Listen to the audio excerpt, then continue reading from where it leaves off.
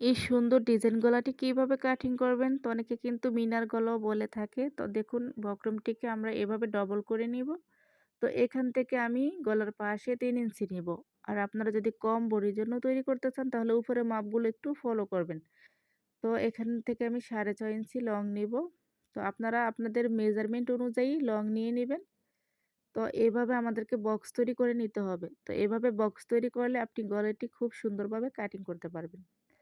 তো এখান থেকে আমরা ১ ইঞ্চিতে মার্জিন করব। তো দেখুন এখান থেকেও সেম ১ ইঞ্চিতে মার্জিন করে আমাদেরকে এভাবে দাগ টেনে নিতে হবে। তারপরে এখান থেকে বন্ধ অংশ থেকে ১ ইঞ্চিতে আমরা মার্জিন করব। তো দেখুন এইভাবে আমাদেরকে মিনার আকারে একটা শেপ দিয়ে নিতে হবে। তারপরে এখান থেকে আমরা ১.৫ ইঞ্চিতে মার্কিং করব।